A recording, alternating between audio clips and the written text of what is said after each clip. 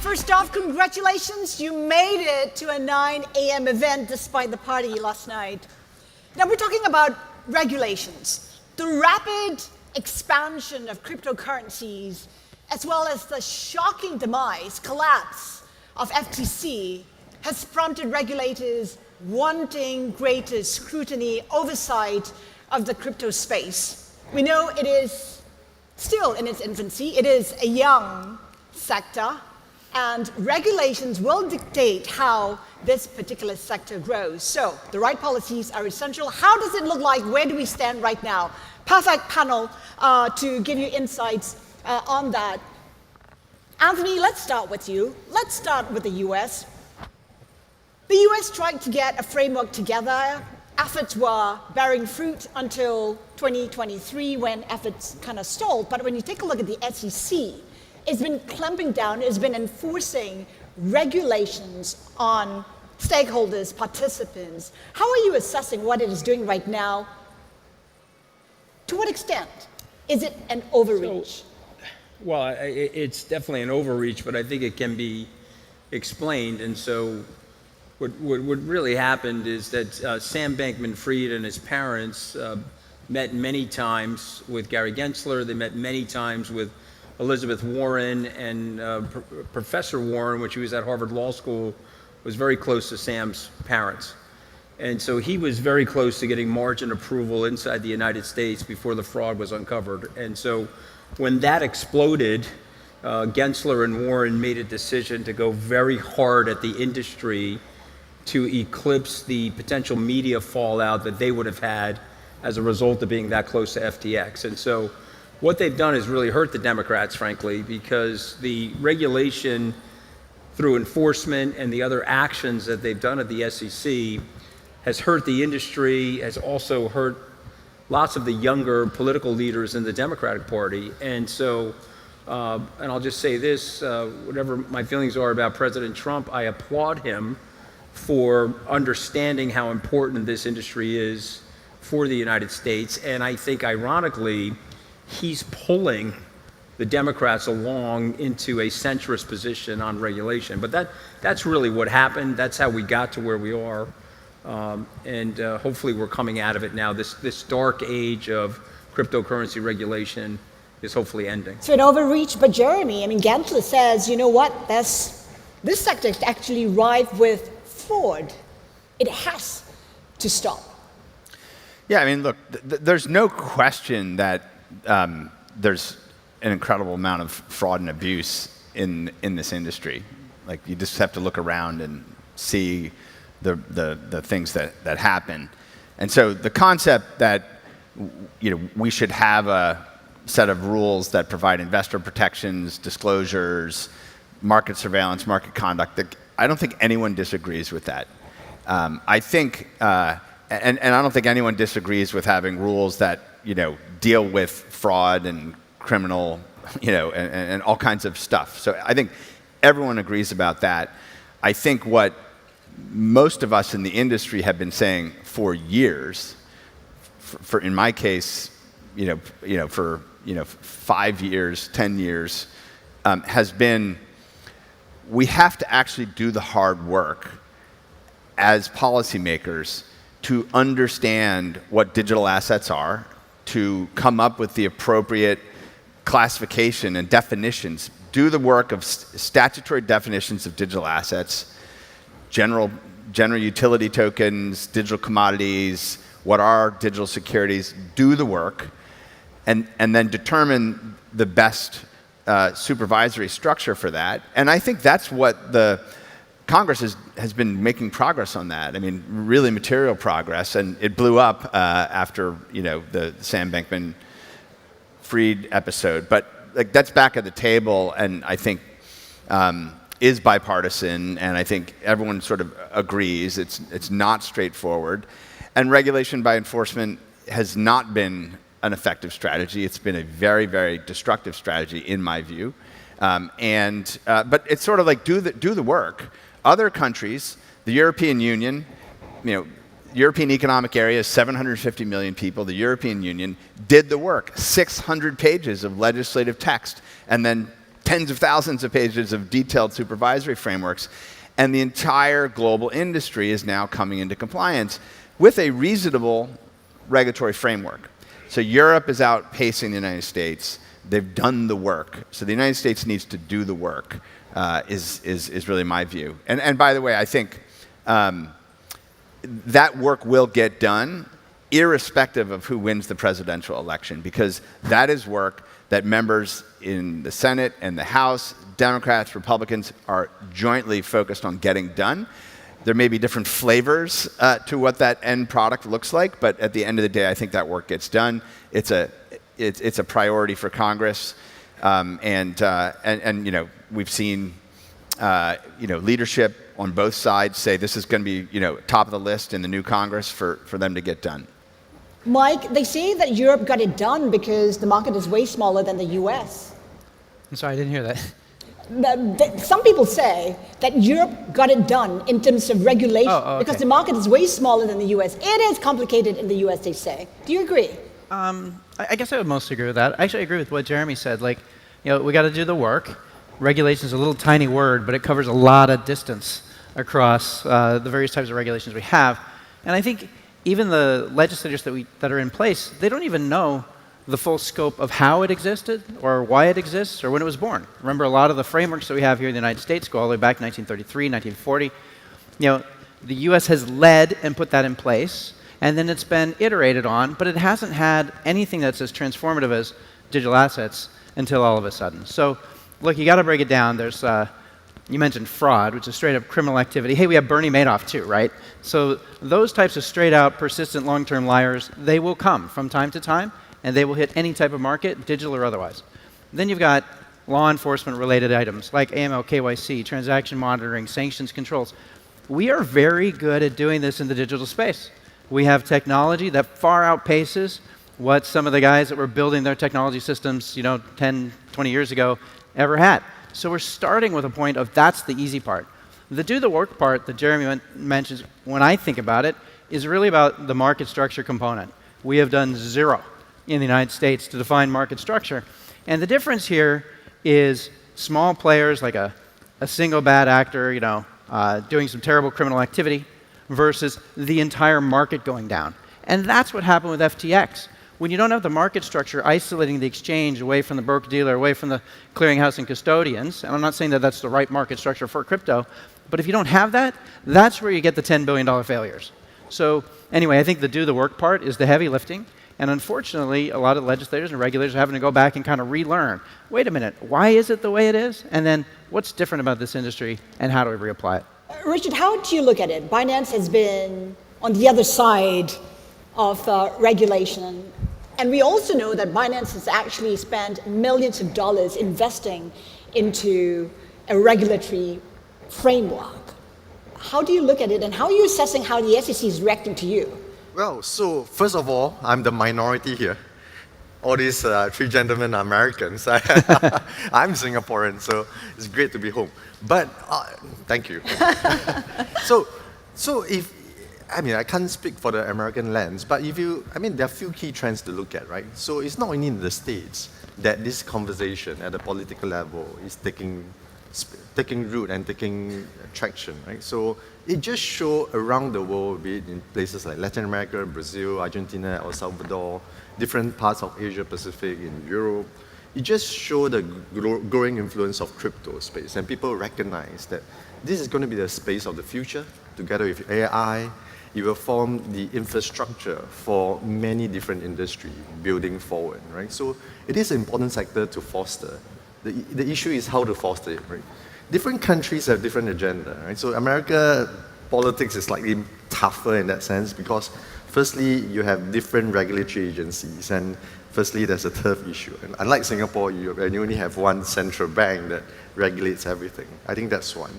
So if you ask a securities regulator, what is this product, right? They'll say it's security. If you ask commodities, they say it's a commodity. Singapore Central Bank says it's a digital payment token. So therein lies a tough challenge. Unlike the banking space or security space, where most of the rules are already harmonized globally, in this space is totally different, right? Depending on where you are, some jurisdiction define it as a virtual asset in a different form. So for a global exchange like ourselves, and we are the most licensed exchange globally, we have secured 19 regulatory approval, the latest being in India and Indonesia. Earlier on this year, we announced Kazakhstan, Dubai, Thailand, etc. So the challenge is you have to firstly work with the policymakers and then regulatory agencies to understand their agenda.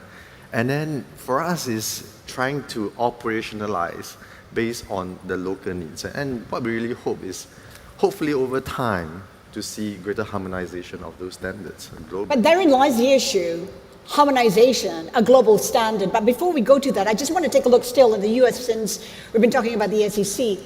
Let's bring in the US election. Of course, has been highly debating on what the policies might look like in terms of cryptocurrencies. Pro-Harris, is there any clarity on the kind of crypto policies she would adopt? So if it's okay, I just want to emphasize what Richard is saying. And so we've politicized the regulatory process in the US. And so it's hard left or hard right regulatory ideas. It's not right or wrong for the industry. And if you go to Dubai or a place like Singapore, they're looking at it very clinically, and it's almost an independent standard of regulation straining out all the politics. And so I think it's best practices in places like Dubai or Abu Dhabi and Singapore, and I think the United States needs to think about adopting best practices that strains out the politics. But on the topic of crypto and Vice President Harris, there's a group of us that are working with her, including this week. Frankly, I'm here, but there's a group of cryptocurrency advocates, Bitcoin advocates, et cetera, that are working alongside of her to distance the Democratic Party, the future of the Democratic Party, away from Elizabeth Warren and Gary Gensler. And I believe that we are making progress, and I think it's going in the right direction. And I will make this prediction that in the next congressional session, there'll be positive legislation and great clarity on stablecoins, great clarity on what we're going to do in terms of a regulatory framework that's fair for the industry. But I just want to say this one quick last thing. The danger that we all have is one side takes it in the United States, and then because that side takes it, and let's just face it, Donald Trump is a polarizing person, he's for it, it could touch off an avalanche of people that are against it.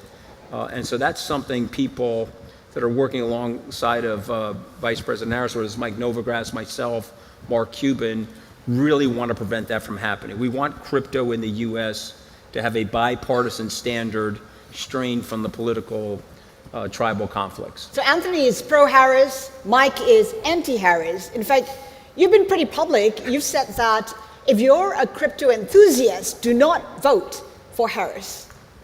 Well, look, I think I'm looking for a clear path forward. First off, business and politics don't generally mix. So usually in my career, I have never put business and politics together. I wish somebody had told me that a long time ago. I missed that memo that business and politics don't mix. We are in a strange situation where all of a sudden we've got a political tie to the business that certainly that I'm in, that everybody here on the stage is in. So it creates a unique circumstance. But if you look inside the United States, you've got the presidential power. The president is basically in charge of the appointees to all of the regulatory agencies. And so the president uniquely has a tremendous influence. And although we talk about Gary Gensler and the SEC, you got to remember it's the OCC behind the scenes, it's the FDIC behind the scenes, the FTC itself. All of these agencies have got heads of those regimes that are put in place that carry the views of the president. So we just have a tremendous amount of power up at the executive branch, and that's why this is so important. So we do have clarity, from the Trump proposals. They want to make sure we put in pro-crypto folks there. We have not heard the same from Harris. With Biden, I think it was pretty clear. If Biden were the candidate, it would be clear that he would keep the same people in play. With Harris, there's a little bit of mystery, like maybe she's going to switch it up, but she really hasn't come out and said much. And then lastly, look, we all like to think that crypto is the center of the political universe, and maybe it should be. It's certainly a huge part of the future. But the rest of the world ain't there yet, so there's a lot of other issues that are at stake. she's not necessarily going to pick up crypto as the main. Not to defend Harris or anything, but her nomination did come in quite late, so perhaps she still needs some time to figure out what she wants to do in terms of crypto policy. But in terms of Trump, Jeremy, I mean, he's been quite clear. He is for it. He launched a platform just recently, just weeks before the election, and of course, yesterday was all over how he bought his burger with the Bitcoin in Greenwich Village. Surely there must be a line to be drawn, conflict of interest. Not necessarily a good thing for the industry. Look, I'll say a couple things just on the general topic. I think the first is, if you look at Do not evade. Circle's color palette, purple is our primary color. And so Circle is purple, and I really mean that. And I believe This guy's getting regulatory. and I believe that crypto is purple, meaning that this is technology. And this technology keeps being built, and the innovation around it is global. And it's engineers, and it's entrepreneurs, and it's all these people building this technology. Technology does not care about politics. Technology is technical progress. And I have been in this industry through multiple Democratic, Republican, other administrations, and the technology keeps improving.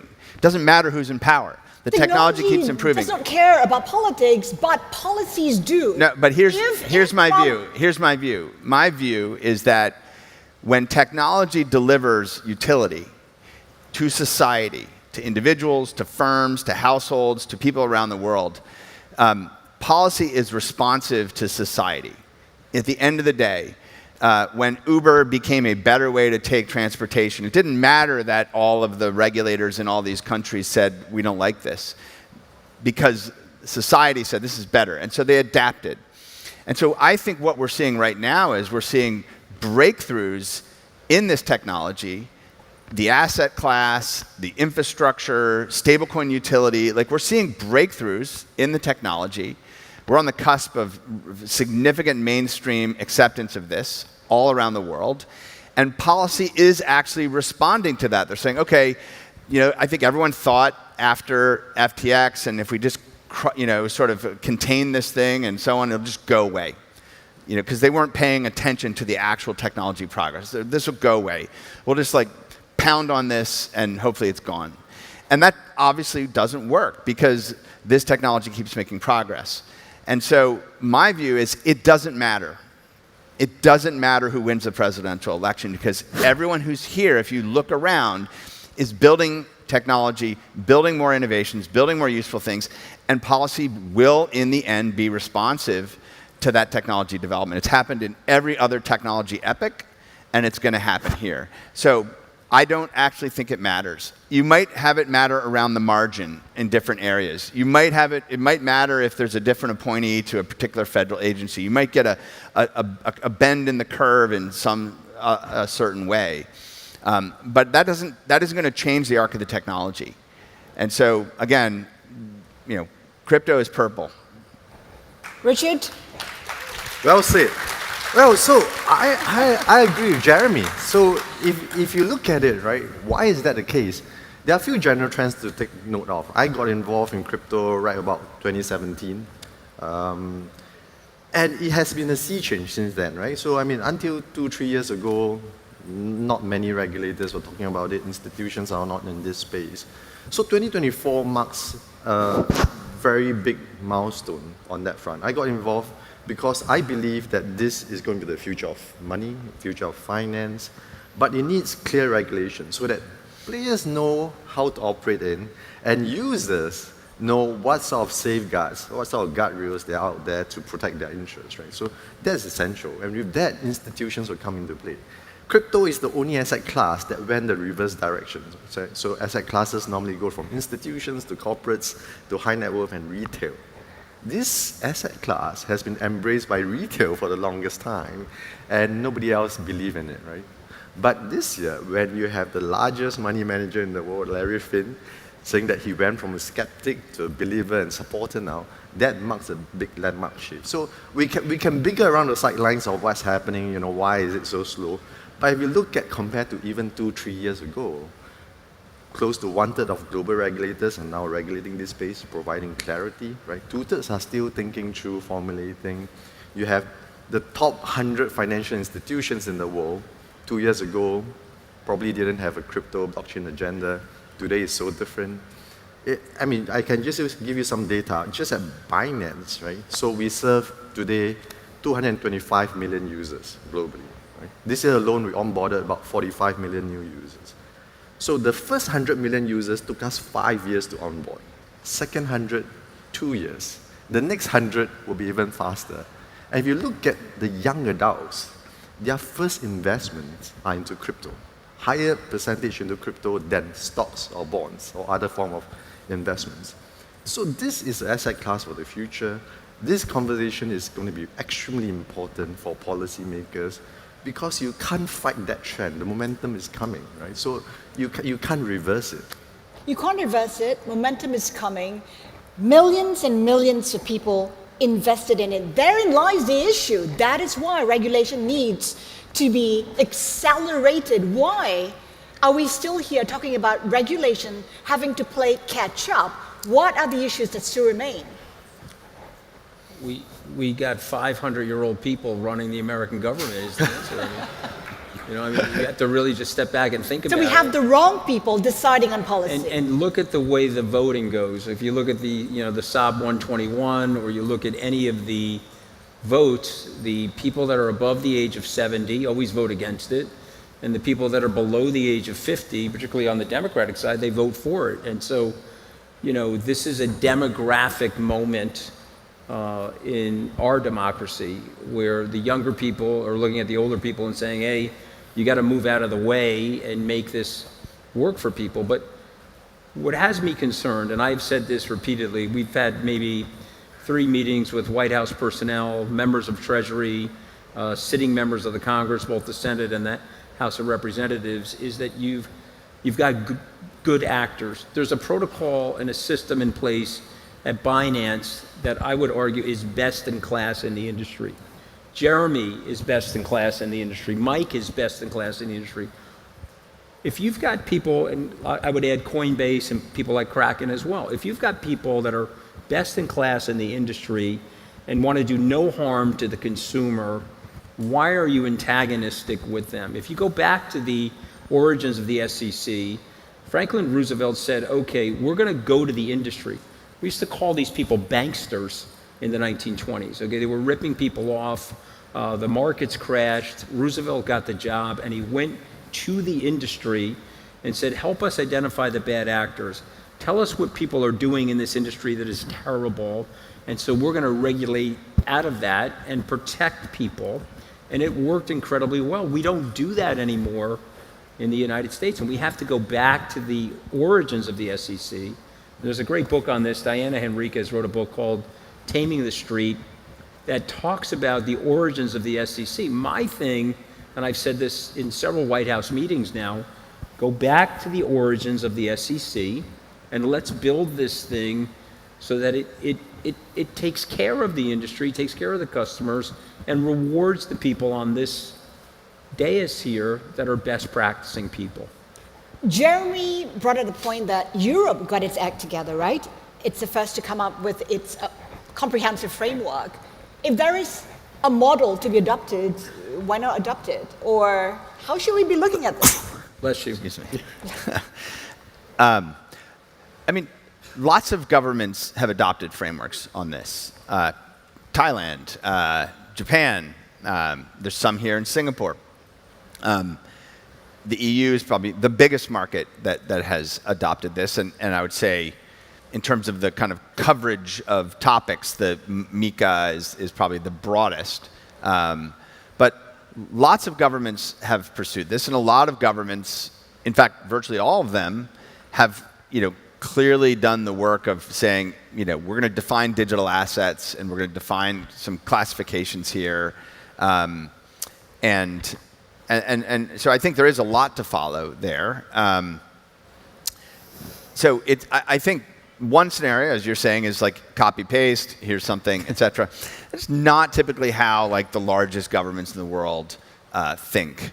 They're not, they're not interested in copy pasta, right? They want to, they've got their own embedded complexities and they want to have their own view. And the United States, for example, right, we don't have an MAS, right? We have the CFTC, the SEC, the FDIC, the OCC, the Federal Reserve, and then we've got state regulators, and on and on, right? So you have a alphabet soup, and everybody wants to have a say, and so it's harder in some ways in the United States because there is so much large regulatory infrastructure already that has evolved because of history and in different ways. And so there's political infighting between the regulators over control and who gets it and who gets the budget, and there's land grab, all this stuff. So that's just like the agency politics, let alone the politics. And so it's hard in an environment like that to just copy paste. Yeah, I mean, I think the work that I'm seeing, and I think if others here, like the Digital Commodities Act that is sort of coming out of the Senate, which is a complement to the FIT 21 bill in the House, like they're going in the right direction, and I think they're taking a fairly reasonable and purpose-built approach to crypto assets and crypto markets. And the Payment Stablecoin Act, which is probably at the 98th yard line, whatever, the 2-yard line, I think there's sort of basically agreement from everybody that that is a sound piece of law, and like it sort of fits within the state and federal kind of banking supervision framework. So I feel like the U.S. has got a path, and they're pushing on it, and it isn't as much about just taking something that another regime has adopted. Mike, I'm sure you've had conversations with regulators. I mean, how optimistic are you about a framework in the U.S.? Yeah, look, we've got, BitGo has 7 trust companies around the globe. I think it's probably more than anybody does. So we talked to a lot of regulators. Actually unifying kind of some of these statements. Jeremy's right. Like, crypto's going to win over some arc of time. It doesn't really matter what happens in this election. Crypto and technology will persevere. But it is a matter of what happens over the next 4 years or 8 years. And we get quickly to the next set of conversations, or do we kind of have to churn in some of the political stuff? Can we get out of the divisiveness regardless of who wins, where instead of being like, oh, one side wins and then overturns the previous side? Once we get past that shenanigans, then we can actually get to the next level. So Jeremy mentioned stablecoins, right? Super easy one, actually, for regulators to get their hands around a lot easier. We can start to take that piece out, tease it apart. Now the rest of the problem is a little bit simpler, and we can move on to the next things. I mean, even if you want to take stablecoins, look at how each jurisdiction is thinking about, well, where do you want to put the backing of the stablecoin? They're like, okay, well, Europe wants to have it in Europe, and the U.S. is going to have it in the U.S. Some of these are pretty reasonable things to ask for, but they got to get defined. And the federal regulators across the globe are all figuring out kind of what it means for them. So I think the reason we want to see a quick resolution on the U.S. for getting the politics out of crypto is so that we can get on to the next set of conversations faster.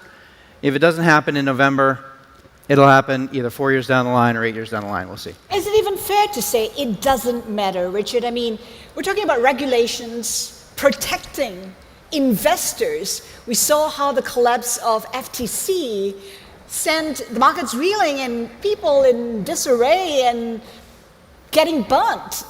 Is it fair to say it doesn't matter? No, certainly it does matter. So when FTX collapsed, I think that is a big wake-up call, because for the longest time, the industry has been requesting, has been promulgating, let's have clear regulations, right, so that we know how to operate in. Let's have clear regulations so users know what sort of protection is out there, right, for their purpose. And it does matter because it's very important, not only from things like how do you fight financial crimes, anti-money laundering, but the user protection part of that is very important. But I believe that regulation itself cannot be the be-all and end-all, right? So you have smart regulations and you have not so smart regulations, right? So if you have regulations that come out just looking at one dimension, just managing the risk aspect of it, and forgetting the innovative aspect of it. How do you support this sector where the best and brightest talent are working on, that will be the future industry of the world, then you're forgetting a very important part of that dimension. So I'd rather to have regulations that get it right from the start instead of having regulations that really just focus on the risk and that inhibits the growth of that sector even further, right? So my own personal preference is get it right. Come up with smart regulations. And smart regulations will be hugely beneficial for most countries around the world, right? So if you look at how do you develop Web3 ecosystem, how do you develop AI ecosystem, etc., this will become the foundation for a lot of foreign direct investments, for creating new talent pool coming into the future, for economic growth of countries. So smart regulations is actually essential. Instead, just trying to roll out regulations, right? Which may or may not make sense. We've been talking about regulation in the US. Let's talk about Asia. Regulations vary significantly. Globally, and not only in Asia, globally. Yeah. Let's say Asia, because we've been talking about the US, we've been talking about Europe. I mean, how do you navigate that, and what would you like to see? Well, again, going back to my previous point, right? So it's tough. You have to understand local landscape. So we do a lot of local deployment, and I always say that for us to do successful local deployment, you need to engage 3 different group of stakeholders closely, right? Policymakers, regulators for one, your users in that jurisdiction, understanding their needs is the other, and then third, working with partners, fellow partners. This is very early stage of development. We are 5 to 6% crypto adoption today, and that pace will go up quite rapidly. So it's tough. For example, Indonesia now regulates it as a commodity. Singapore regulates it as a digital payment token. Japan has a slightly different definition around that, right? So we operate across the globe. And it is tough because every time you go local, then you have to tweak the setup of the local jurisdiction, be it in terms of how you do operations, how is it set up, the rules and regulations are different, the type of token listings that you are permitted, the type of product features that you're allowed to route are totally different, right, locally. So there's a lot of adaptation to local needs, right? And that makes global deployment tougher.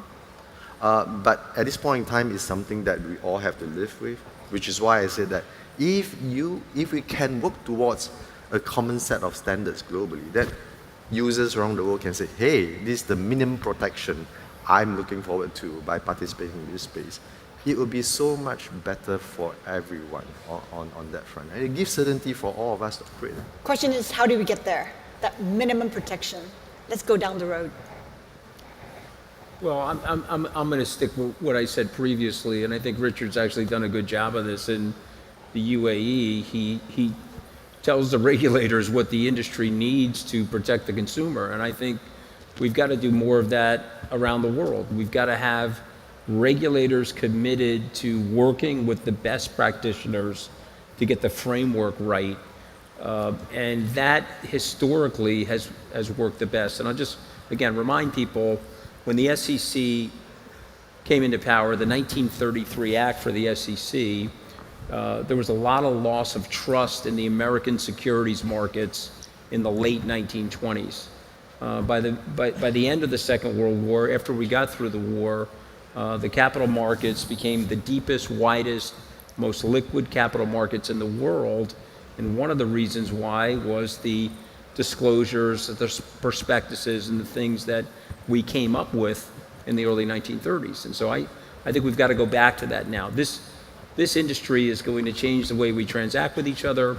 It's going to reduce costs.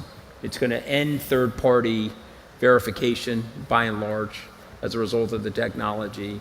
And we've got to get people ready for that. And we've got to get people out of the horse and buggy side of this business. Mike, how do we get there? Well, look, I think certainly there's a lot of education being done already. We talked to a lot of regulators. They're very open to all of the information that we have to share about, like, what are we doing and how does it work. I think the one thing we need, and if the U.S. were leading forward, it helps a lot of the rest of the world. It just it gives some air cover for the rest of the world to kind of move forward more safely. They're always worried about what's going on in the United States. I'll disagree with Richard a little bit, which is like, on one hand, it'd be great to get the regulation all right, and take the time to do that. I mean, perfect. I'm just going to predict that it's not going to be right on the first time. And we're going to need to go through iterations. So if there's any one thing I could change, it would be to eliminate the regulation by enforcement and switch it back to, here's the framework we want you to use. And then if the framework turns out to not quite be right, we figure out how to tweak it and adjust it in a relatively fast manner. This can be done, right? Like the SEC, with some of the cases that they've brought, okay, there's the enforcement path, and whatever that brings. It doesn't bring a lot of clarity to everybody else when they do that. It has a resolution for one particular issue, but it doesn't solve it. If we switch that around and we say, all right, what would it take to bring that guy into compliance with what the SEC is looking for? So much more reusable. All right, so anyway, yeah, no more regulation by enforcement. We'll smooth it out. So on that point, just as a former regulator, you raise an interesting point about regulation by enforcement. In most part of the world, policymakers, regulators are the one that's holding the pen, writing new legislation. They have the power to come up with clear rules. And where the rules are unclear or ambiguous, they have the responsibility to make that clear so that people know what sort of rules to follow. And in many parts of the world, if the rules are unclear, it's construed against the pen writer, right? Construed against the people that come up with the rules. So, but US is quite interesting in that regard, yeah. Yeah, I mean, look, I think about this at a kind of practical, technical level, because at the end of the day, the policy needs to just be aligned with the technology and the technology reality. So, we need definitions of different types of digital tokens.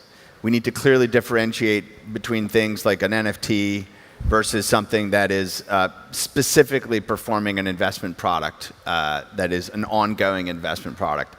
We need to acknowledge that general purpose digital commodities that power protocols and networks are general purpose digital commodities. We need to determine, like, if there's capital formation happening around a project, well, what are the rules that go along with disclosure and capital formation?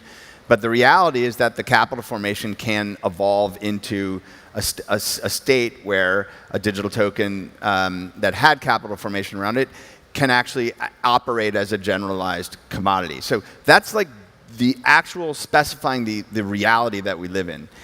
We need to acknowledge that digital tokens could simultaneously be used as rewards, as incentives, as compensation, but also used in governance, and define what those are. Don't just say this is the kind of square peg round hole problem. Don't try and fit it. Just define these things.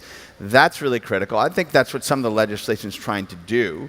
And if you do that and do that clearly, and you create a pathway where people can launch digital tokens with fair disclosure, where they can undertake and make use of the general utility of those tokens to drive economic incentive design, customer behavior design, and participation in technology in this novel new way, like it will bring an incredible number of entrepreneurs into this industry. So many people who want to start businesses in this space don't want to because they're afraid of the law and they're afraid of being sued by a federal agency.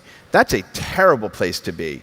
So we have to do the work to define things, and that needs to map to the reality of this, not try and take the reality of this and shove it into something that really was never designed to contemplate a technology like digital assets and blockchain.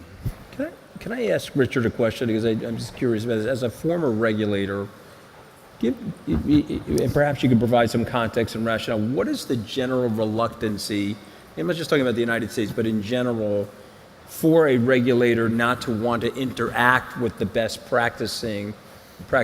What's the mindset of the regulator? What are they fearful of? Well, I think it's a couple of things. Going back to Mike's point about education, right? So I think first of all, many regulatory agencies are constrained by budget, by priorities, right? So in any given year, there's always budget and priorities. What do you focus most of your time and attention on, right? So it could be that they do not have enough resources on that front to devote expertise to understand this sector, or to recruit expertise to understand this sector. So that doesn't become a priority. And once you don't devote enough resources, you don't know this space and how best to formulate a framework to try to start regulating. And then the second thing is, really, is there any possible impact of this particular sector being so transformative in nature to traditional industries, for instance, right? So there are a fair bit of economic sort of considerations on that front, really because they don't understand this sector enough. So on our own, we actually do a lot of education effort around the world. So last year, we conducted close to 100 sessions globally with policymakers and law enforcement agencies to highlight to them the power of this technology, why it's so transformational, it's traceable, it is here to fight financial crimes, and all those beauty, and why you should support this innovation, and why this is so important. So a lot of things go through education. It must become an agenda at the political level. The agency must be given enough resources to devote enough attention and recruit talent to try to do this properly. So it is a good segue to talk about stable coins at this point in time. So it's Jeremy and Mike, because USDS. There is a lot of appetite for greater scrutiny as well when it comes to stable coins, because it's grown phenomenally. 150 billion, if I'm not wrong, from 5 bill at some point in time. How are you looking at this appetite for greater scrutiny? Is it a matter of education, them not understanding? I mean, it is in many ways the most straightforward piece of this ecosystem, because you're dealing with a payment system innovation, a core definition of electronic money, and clear rules around disclosure, reserves, anti-money laundering. Kind of from a payment system perspective, I think it's clear. I agree with Mike though that there isn't normalization of these rules around the world, and so I think unfortunately we'll get stablecoin laws around the world, and there's going to need to be iteration. So for example, in Europe, we had to work very, very closely with up and down the whole regulatory apparatus of Europe to ensure that you could have a fungible USDC that worked under the issuing rules of MiCA, and we've come up with a framework for that. But that was a sort of, we're the guinea pig in this system. So I think many other governments need to kind of deal with the same set of issues, which is stablecoins that are internationally issued, that exist in different markets. But you're not going to have a standalone, distinct stablecoin for every market from a single company, right? So I think there's a lot of progress. It's 2025. Basically, stablecoins will be legal electronic money pretty much in every major market in the world, and then we got to continue to work on harmonization. Are we getting out of this without election predictions? If we are, that's great. I think so. Let's see, on the stablecoin, I think it's the easiest thing for regulators to get their heads around because it's most familiar with kind of existing products and services that are out there. Today, they haven't really picked legs that run through the banking system. We run a bunch of custodial banks, right, around the globe. Custody and holding of assets and backing stores, kind of consistent. As we go and talk with regulators about how that would work through us, it's kind of got a lot of similar metaphors. I do think we're going to see actually inconsistent law coming out from different countries where it'll be actually technically impossible to adhere to both of them on iteration number one. But I think if we can work with the regulators, that'll get smoothed out and we'll figure it out. If we get regulation right, we're seeing a bull market. I think we're in the early stages of a bull market one way or another. I think that's the beauty of the technology, and that's the promise of what's going on. Irrespective of faulty regulation, I think we're going to be in a long-term bull market. Mike? Anytime you connect people together with faster, more efficient technology, you end up with more business being done, you end up with better outcomes for people. It's all around goodness, so yes. Jeremy? Incredibly optimistic. We're seeing the most technology progress that we've seen, the most legal progress that we've seen. the most market infrastructure progress that we've seen in 11 years since I've been in this industry. And so I believe the next couple of years are going to represent extraordinary growth for this industry. I invested in this space. I'm a long-term bull. So, there are many more innovative projects coming out with greater utility, greater use cases. This sector will continue to grow, and we're just at the beginning. Watch the space. Gentlemen, thank you so much for your time. Thank you. Thank you.